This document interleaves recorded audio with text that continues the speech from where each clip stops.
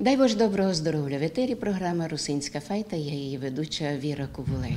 Низьки маємо дуже файного гостя, академіка Академії наук, Вищої освіти України, заслуженого діяча мистецтв України Івана Хланту. Ви надзвичайно плодовиті, і тут у нас на столі така когорта прекрасних книг, що радуємося око, слухайте.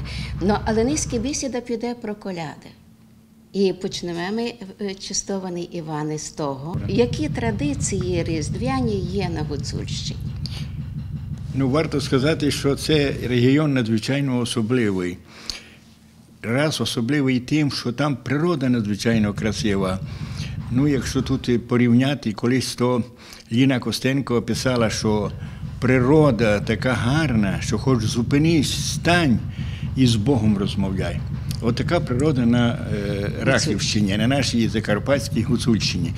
І, звичайно, оця природа, будемо так казати, і стала поштовхом того, що все-таки на Гуцульщині нашій, Закарпатській, на Рахівщині, найбільше, так мені здається, створено народних коломийок. Бо я там скільки не записую, та завжди виявляю нових співаків, нових носіїв народно-пісенної творчості. І що ще цікаво, що для них, для гуцулів, характерно те, що там дуже багато авторів самих, що творять. Але ми низькі бесіду ведемо не про коломийки, а про різдвяні традиції. Ясно, я розумію. Але так само, і я хочу якраз і перейти, і різдвяні традиції. Оці гуцули Рахівщини творять самі колядки.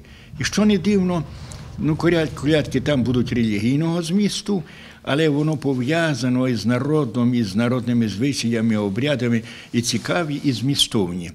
Я ж кажу, диву даєшся, що таке воно зібрано. І щоб найповніше ознайомитися із творчістю наших гуцулів, Закарпатської Гуцульщини, то варто хоча б лише ознайомитися із цим збірником, який тут є, співанки Закарпатських гір і долин.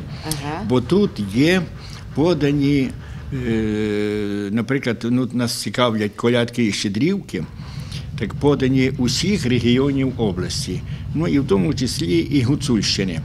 Але що цікаво, що тут ми можемо знайти такі колядки і щедрівки, які будуть характерні в основному лише для гуцулів.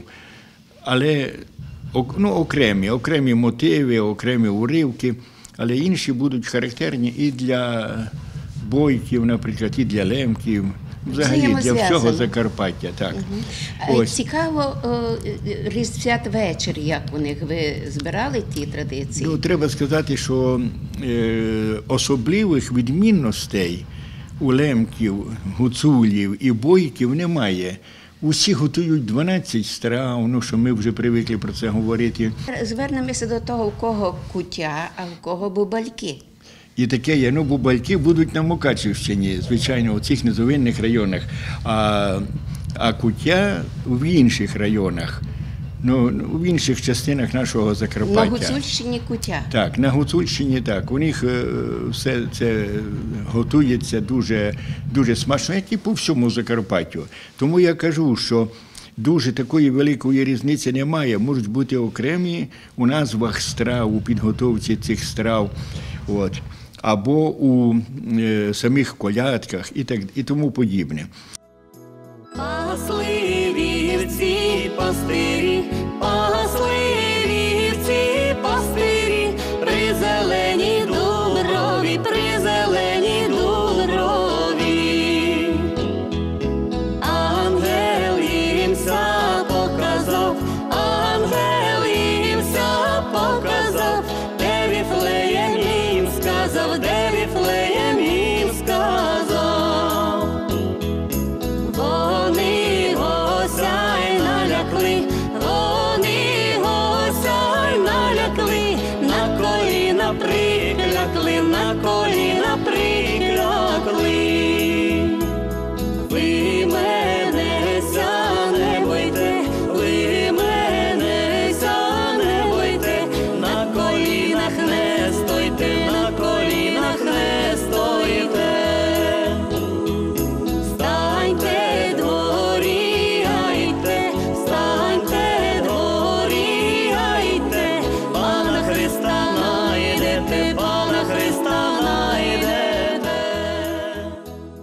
Якщо взяти, наприклад, наше Закарпаття, то у усіх регіонах, у гуцулів, лемків, бойків, є вертепне дійство, ходять із вертепом.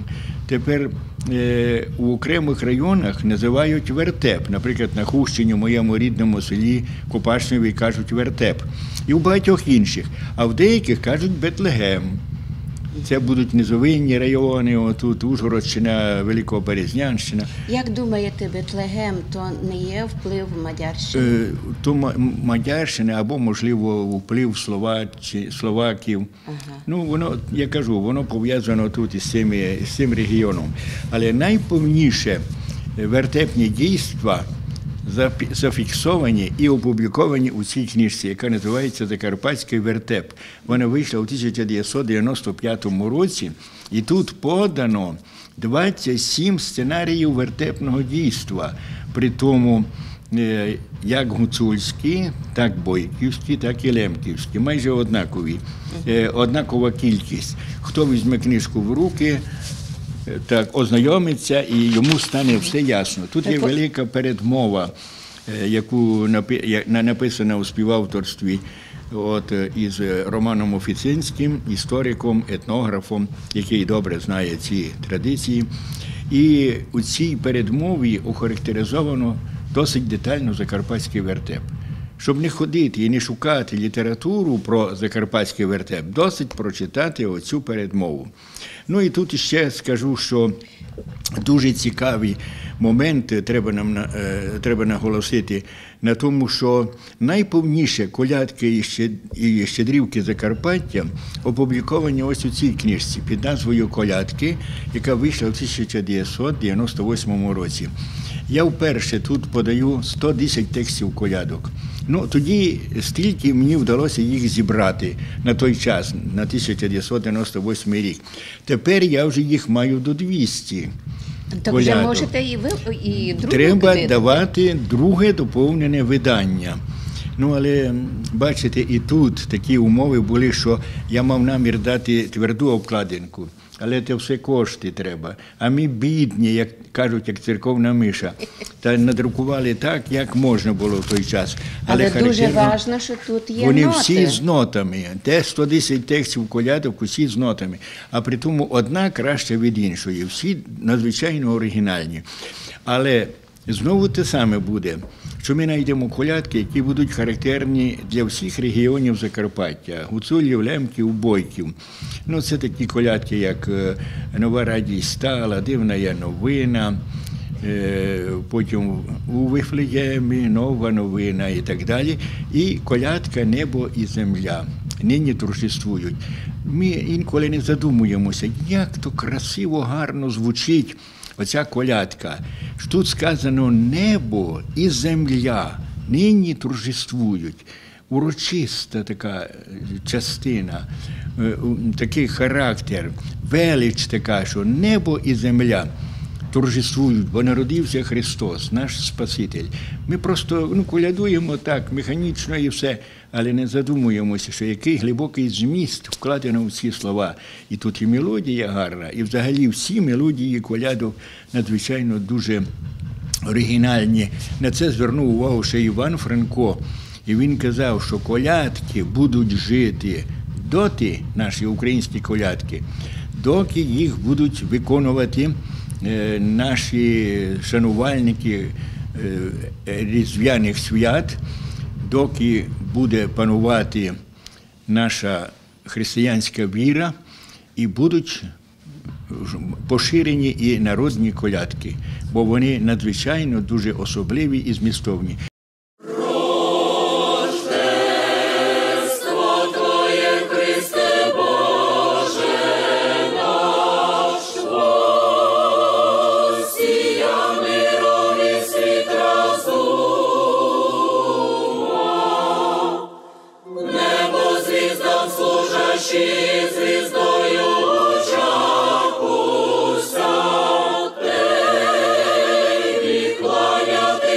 Сонцю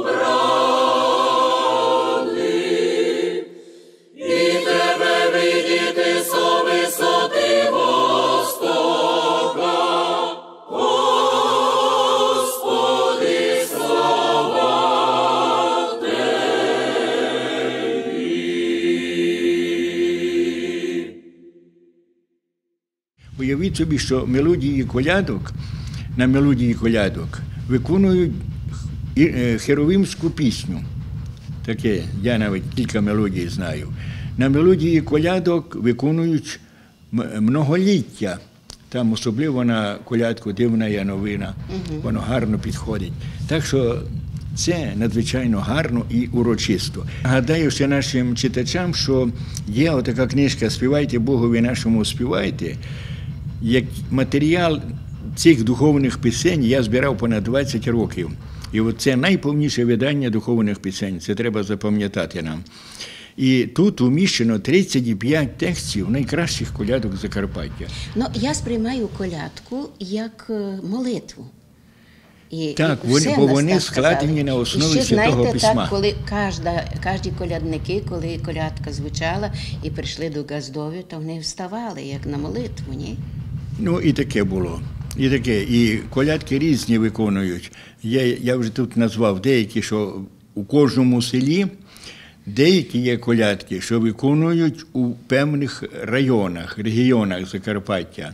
А деякі є колядки, що лише в одному селі вони популярні, але виконують і загальновідомі колядки, такі, що цікаві для широкого слухача. Ну, наприклад, але ми ще повинні нагадати, що крім релігійних колядок, є колядки світського характеру. Колядки господареві, господині, дівчині, хлопцеві, вдові. Навіть є новозбудованій хаті, мені вдалося записати на Великоберезнянщині, новонародженій дитині. Уявляєте собі, і такі колядки є. Я їх записав. Колядники малися готувати до колядки, вони правда? готуються і вони, ну, наприклад, в селі Забродь, Великоберезнянського району, я знайшов одного шанувальника колядок, що він вів церковну коляду, і він керував тим процесом. Ясно, вони перед Різдвом, бо є таке поняття, що за 3 тижні до Різдва можна готуватися і колядувати. Тренуватися можна. Я пригадую, коли ще був учнем 8 класу, то ми ставили вертепне дійство, і за 3 тижні до Різдва ми вже готувалися. Готувалися у відомих там, ну, таких знавців цього вертепного дійства. Так ось оцей у селі Забродь Петро Цупа знав колядки і новозбудованій хаті, новонародженій дитині, вдові та інші такі рідкісні колядки. Ось оце і є такі, що лише там побутують. Я більше їх не знайшов по інших селах, а лише в селі Забродь. І при тому із уст цього талановитого народного співця Петра Цупи. Він був із 1928 року народження, пригадую.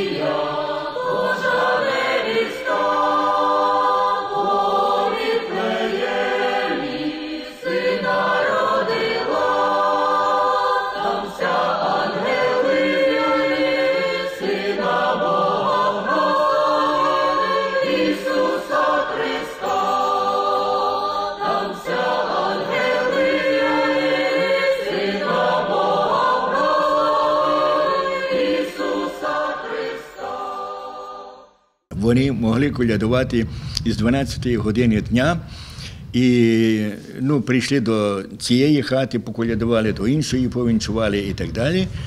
І потім до них приєднуються із тих хат, господар чи газдиня, у кого проколядували. А котрі вже будуть утомлені через 5-6 годин, ті йдуть відпочивати, а інші, нові, свіжі сили прибули. І так вони колядують майже цілу добу.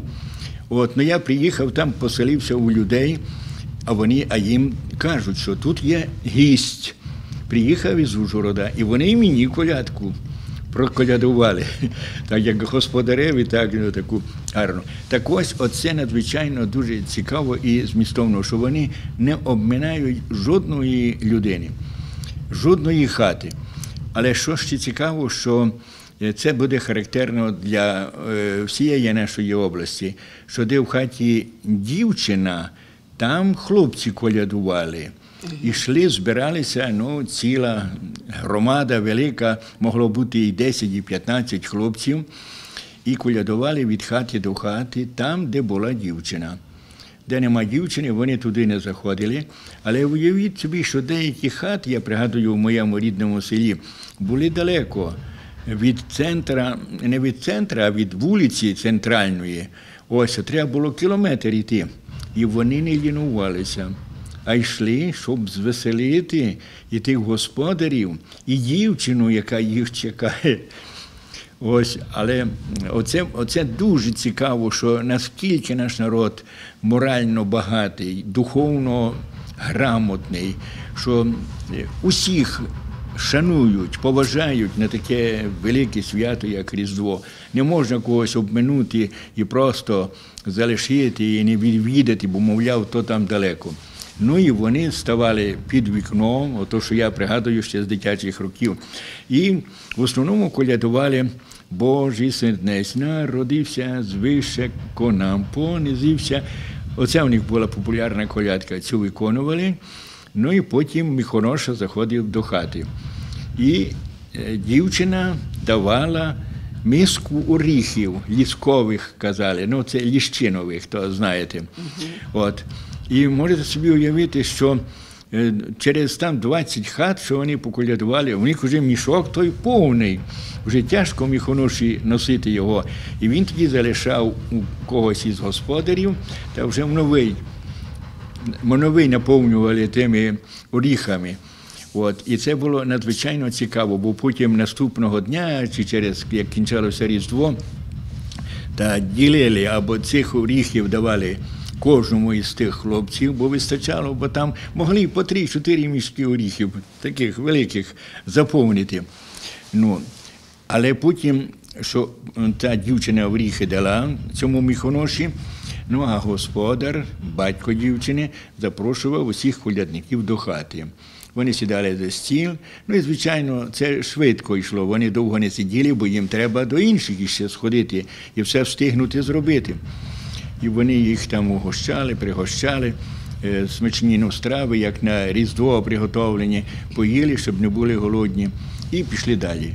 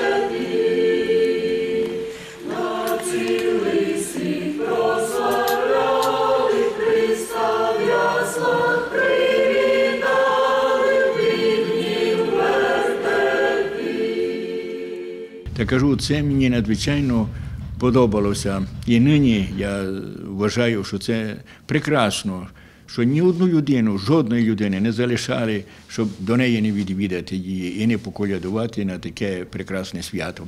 Але тепер тут ще бажано би нам поцікавитися, а чим цікава колядка для слухачів. Так ось про це ми можемо сказати такими словами, що колядка газдовій газдині дівчині, оцій світського характеру, колядка зачаровує уяву рисами і образами неземного щастя, наповнює бідне життя фантастичними статками. З одинокої похмурої хатини веде в чертоги багача, де всюди виблискує золото, срібло, підіймає слухача в осяйні надзоряні простори. То коли ми слухаємо такі колядки, то простий селянин, бідний, він стає паном, багатієм, так і кажуть. Господар. Це веселити пане Газда. Газдо на цей святий вечір. Чи він не просто якийсь там рядовий селянин, бідний, знедолений, так, а він пан Газда. Ви дуже Ось. красно розказали про то своє село, то регіон Бойківщина. Так, правильно. То- Ну і інтересно, тепер перейдемо до лемків. А лемки в основному, треба нам це ж вияснити, живуть у на колишній, будемо казати, райони. Великоберезнянщина, Перечинщина, Ужгородщина. І за моїми дослідженнями сюди треба віднести і Мукачівщину, і Іршавщину, але не всю. Частину І Іршавщини. Свалявщини І теж. Свалявщини частину.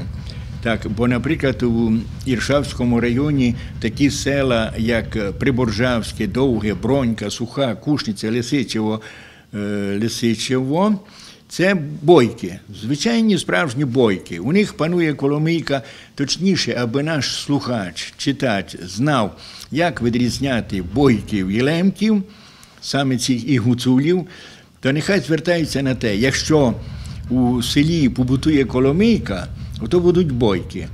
Якщо побутує теж коломийка, але на Рахівщині, на Закарпатській Гуцульщині, то це гуцули, ми то знаємо, тут ніхто не помиляється. А якщо коломийки немає, а побутують інші цікаві пісні, такі коротенькі, як і коломийки. Наприклад, «Не рубай ліщину», «На орішки родить», «Не бери парату», «Най собі походить». Тобто, коли пісня має 6 складів, перший рядок, другий, третій, четвертий, а таких дуже багато на Лемківщині, саме у цих наших лемків, на Великоберезнянщині, Перечинщині, то знаємо, що це лемківські пісні. І таких пісень, от у цьому збірнику «Співанки Закарпатських гір і долин» найбільше лемківських пісень. Ви собі можете уявити. Про це знову мало хто знає. Але про це цікаво би ще послухати, як коли Лесі Українці прислали, Філарет Колеса прислав лемківські пісні, збірник, то вона йому відписала, що в цьому збірнику цікаві всі пісні, але найбільше мені сподобалися лемківські. От як вона високо оцінила, що лемківські пісні і справді У них є драматургія. І справді вони змістовні, цікаві, мелодійні. Уявіть собі, що наш заслужений академічний державний Закарпатський народний хор в основному виконує лемківські пісні. Які би не взяли, співаю, та я не знаю, доки не рубай ліщину оцю, Іванку, купи мені рум'янку, перелаз. Це все лемківські пісні. І їх тут є без краю. І так ще можна, наприклад, у цій книжці, у цьому збірнику зібрані пісні села Арданово, Іршавського району. Так уявіть собі, що тут всі в основному лемківські пісні. І про це вони співають, але самі і не знають, що це вони виконують лемківські пісні. І знову так само можна подивитися, якщо пісня має 6 складів на 6, а особливо теж 8 на 8, тече вода каламутна. 8. Мила моя, чого смутна. 8 я не смуталем сердита, бо я була вчора бита. От і 8 складів, якщо є, потім 10 складів. Це все лемківські пісні. Дуже легко орієнтуватися, і тут нічого особливого не треба. Я думаю, що в цьому велика заслуга наших корифеїв, Кричка, так правильно. Вони нашу закарпатську співанку поніс у світ. Вони виконували, пропагували оцю пісню. І, так як і тепер Закарпатський народний хор. Микола Попенко. Так, тож такі заслужені працівники культури, маються на увазі хорової справи, я Попенка дуже глибоко шанував, бо він розшифровував мелодії пісень, які я записував в нашій області і за межами області. Ну, наприклад, пісні, які я записав на Кубані Краснодарського краю Російської Федерації, та він усі розшифрував і увійшли вони до збірника «Пісні українців в Кубані», що є таким оригінальним. Жаль, що його тут немає. Наших людей було много по світу. Вони йшли, бо і виселяли їх, бо то така взаємокультура. Але що цікаво, що у цьому на Кубані так само є й ці колядки і щедрівки, загальновідомі. Бо там наші люди є. Там наші люди, там ще з 1792 року Катерина II цариця, негідниця, поселила козаків, і вони понесли туди наші українські народні пісні. А потім вони і своїх дружин, дітей перевели туди, особливо там багато із Полтавської, Черкаської, Сумської та інших областей. Ну, повернемося ми до коляд від світських Так. співанок. А я ще вам хотів оцей сказати, ще, щоб закінчити, що ці колядки газдові, газдині, дівчині, та там і парубок, хлопець, незвичайний простий хлопець, а він богатир, що нехтує вороними кіньми і червінцями, а любить тільки милу дівчину. І дівчина не просто звичайна сільська дівчина, а коли вона в хату війшла, то її зустрічають, то її пани зустрічають, її питають, чи ти царівна, чи ти королівна. Уявляєте собі таку повагу, бідну дівчину, а вона тут у колядках виступає, що вона царівна, що вона королівна. Їй приємно про це чути. Навіть дарунки, що їй вручає хлопець, великої вартості, золотий перстень на руці блищить, як вогонь. Намисто буйне обтяжує шию. Хоч такого ясно, що не було, але в колядці це співалося. Ось, і там далі говориться, що навіть кінь у цих колядках і в того селянина не отой з перепалими боками, такий худий, худющий, а він у нього срібними купитами розбиває камінь, що попадає під ноги, а очі, як тернові ягоди, читають усякі написи.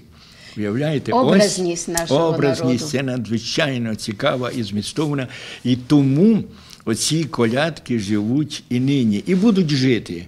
Я впевнений, бо це написано надзвичайно поетично, образно, дуже змістовно, воно запам'ятовується. Ну так бідний селянин слухає, що він пан, що цьому дому і веселому, і ще й так, гарні слова, радуйся і так далі. А може цей пан не просто в такому світському розумінні, Ні. пан може духовно? І духовно, це таке широке поняття має.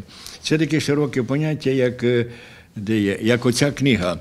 Кожен по-своєму розуміє, що то за Золота гора Івана Хланти. Я уявляю, що Золота гора – це народно-поетична творчість, народна мудрість, яка становить цілу гору. І хтось повинен її розкопувати, хай буде той Іван Хланта, і добуває духовні цінності, добуває щось особливе, таке, що надзвичайно дуже важливе. Бо, щоб ще краще зрозуміти назву книжки «Золота гора», то треба пригадати слова Павла Тичини, який говорив, що золота у нас не тільки під землею, а золото у кожного в душі. Так ось оце золото, що є у душах нашого народу, і знаходиться, і про нього писали і пишуть наші науковці, дослідники, збирачі народно-поетичної творчості. Та так і колядки, так і щедрівки, так і наші народні звичаї та обряди, що дуже характерні саме для нашого Закарпаття.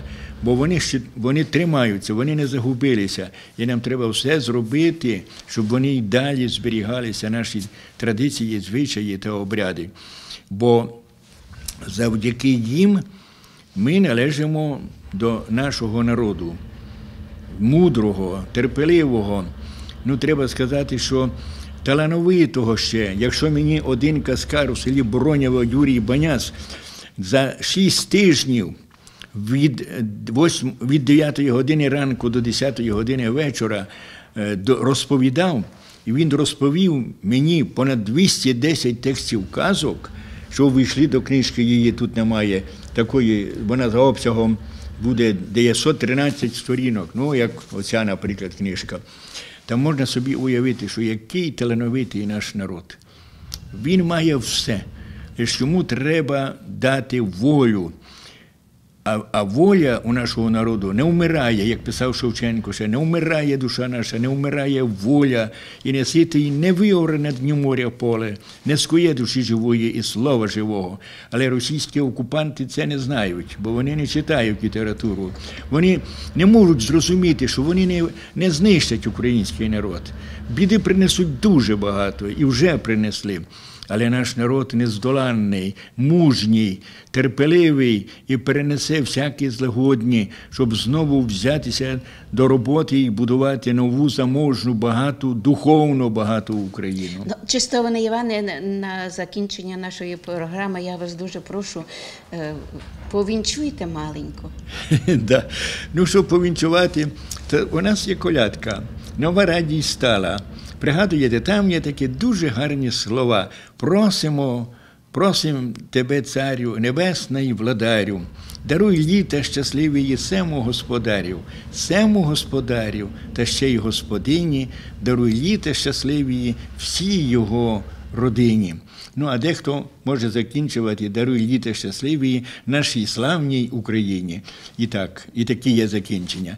Ну, от це найкраще, бо це народ сказав. Це народна мудрість тут говорить, що просить Всевишнього, і я думаю, що Всевишній вислухає наші благання, і так буде, як наш народ просить. Здоров'я, радості, довголіття. І миру нашій Україні. Ну все, довголіття без миру не може бути.